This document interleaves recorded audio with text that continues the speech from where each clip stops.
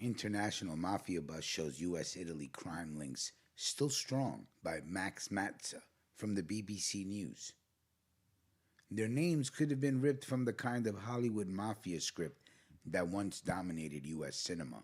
But when an indictment dropped a few months ago on Joseph Joe Brooklyn Lani, Angelo Fifi Gratelloni, and Francesco Uncle Ciccio Vicar were instead the faces of Justice Department's latest attack on the notorious Gambino crime family in New York. Charging documents filed by prosecutors using wiretaps, secret recordings, and surveillance footage to lay out the evidence against the men accused them of conspiracy to use violence and extortion to commit fraud and retaliate against a witness.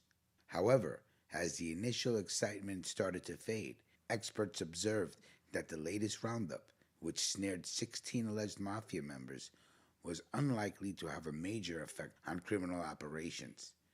Instead, the real twist revealed by the documents was the ongoing and close relationship between New York and Sicily, where 6 of the suspects were detained, almost half. Italian officials said the arrest demonstrated the solidity of the existing relationship between American and Sicilian gangsters.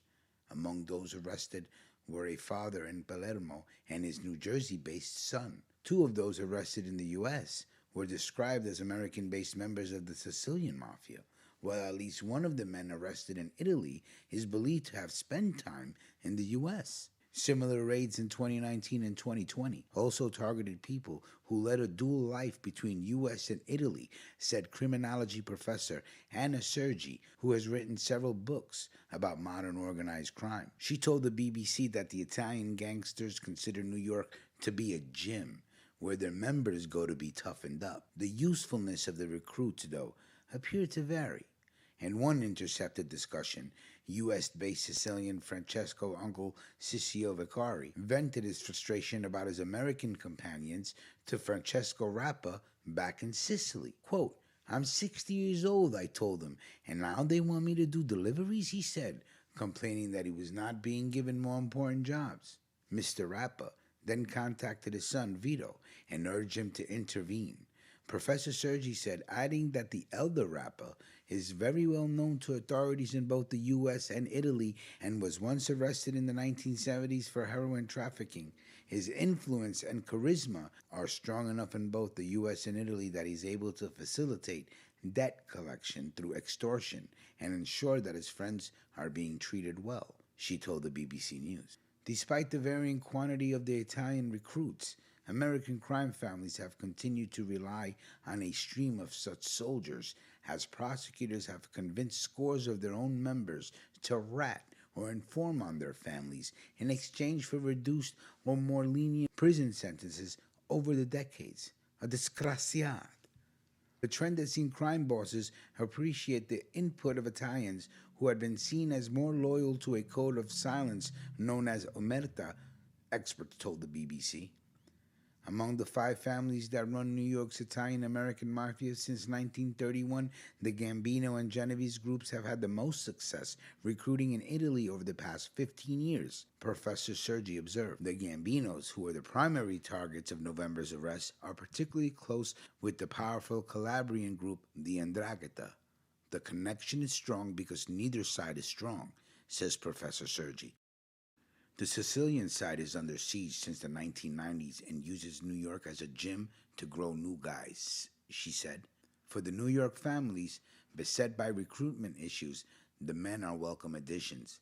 In such a climate, some observers question whether the latest arrest would be seen as a serious blow to the Mafia.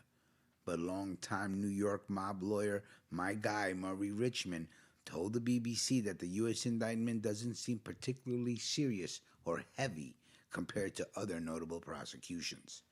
Previous indictments against the Gambino family included murder, narcotics distribution, and loan sharking charges, a lot more serious than those facing November's arrest. Quote, "How is this different from any other Mafia indictment you've ever seen?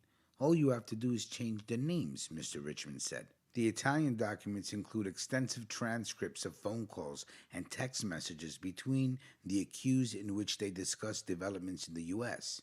In one exchange, The men discussed the murder of Gambino family boss Francesco Franky Boy Cali, who was gunned down outside his New York home in 2019.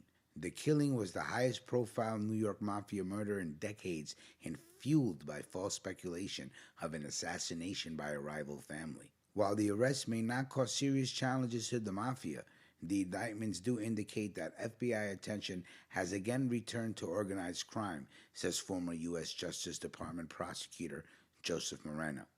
All 10 U.S. defendants have pled not guilty, indicating that they will fight the charges, but some may turn on their allies. Quote, "In my experience, 1 in every 3 persons is an informant," observed Mr. Richmond, who has represented several Genovese and Lucchese crime family mobsters in New York. Professor Sergi agreed that the charges are unlikely to have a major immediate impact. Quote, "The short term is not that important. What's important is the comeback," she said, predicting there will be an increase in illicit trips in both directions in the near future. Overall, the connections that emerge from both sides of the Atlantic show a very well-oiled network of men that appear to be out of the old movies. So it's a great article talking about the very strong connection between New York and Italy. And you know what I say? Big Rich, Queens, New York City, where we always keep it busy. Smoking on some Top Dog Sour right now. Sunshine for your soul. Let me know what you're smoking on, and let me know what city you're smoking in, and we will talk soon. Salute.